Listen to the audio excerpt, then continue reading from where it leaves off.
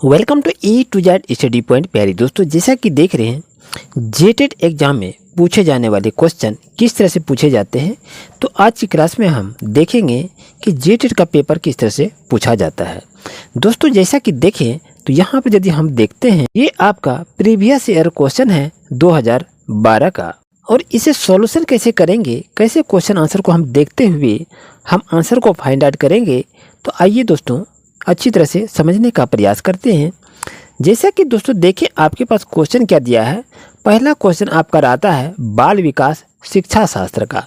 इस तरह से क्वेश्चन को आप देख रहे हैं, और यहाँ देखिए आपको हम ये ट्रिक भी बताएंगे कि किस तरह से आप बिना पढ़े बिना याद किए आंसर को आप निकालेंगे।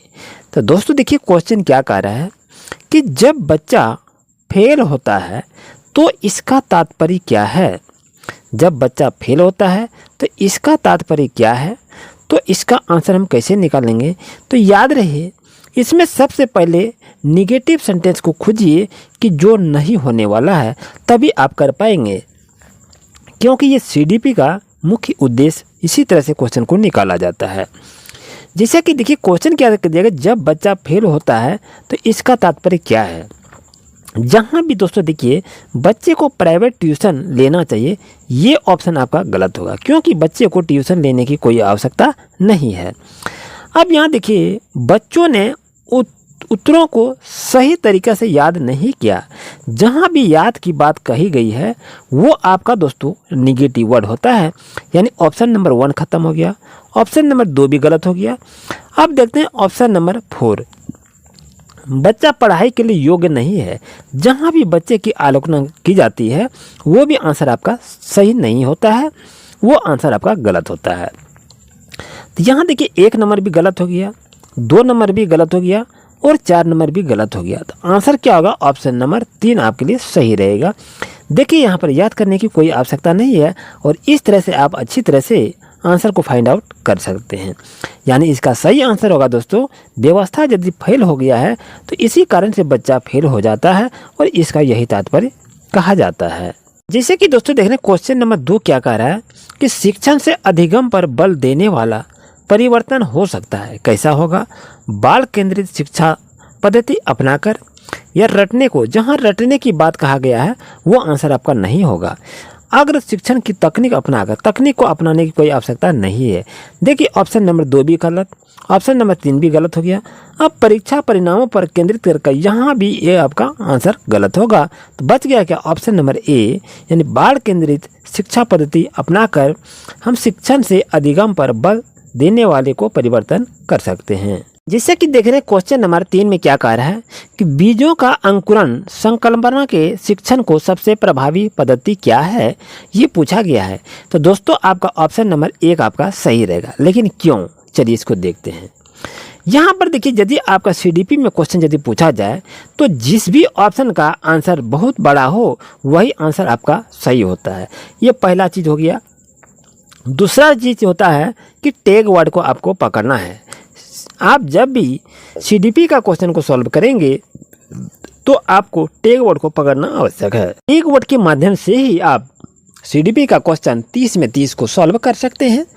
अब इसमें से यदि देखें दोस्तों, तो श्याम पट पर चित्र बनाना और वर्णन करना ये बिल्कुल नहीं होगा, क्योंकि यहाँ पर बीजों का अंकुरण की व्यवस्था तो इसमें तो हो ही नहीं सका। तो 2 नंबर आपका ऑप्शन गलत हो गया।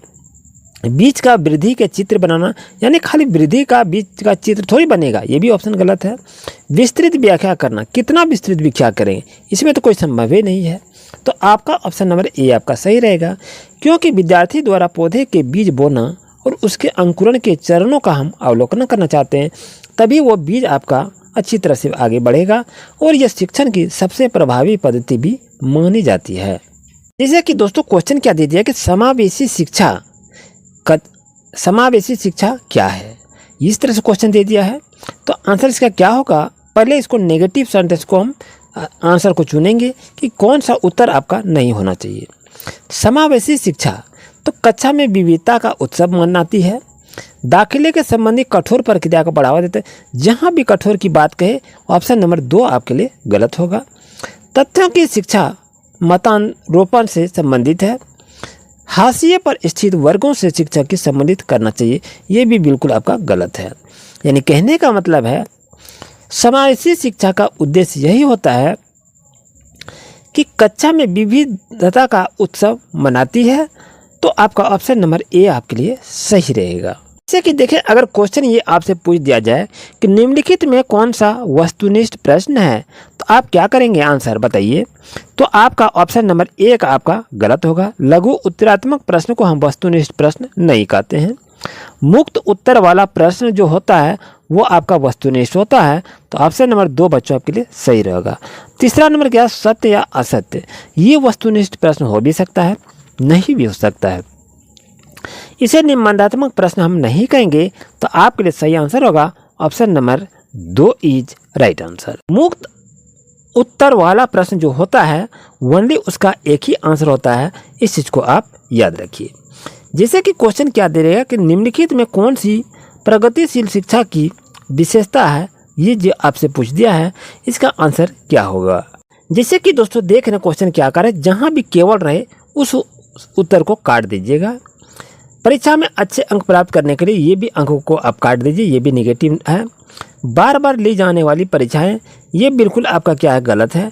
यहाँ क्या होगा, समय सारणी और बैठने की व्यवस्था करना चाहिए, जो कि ये प्रगतिशील कक्षा का मुख्य विशेषता भी होती है। और दोस्तों इसी तरह से क्लास लेने के लिए अभी चैनल को सब्सक्राइब करें। Thank you.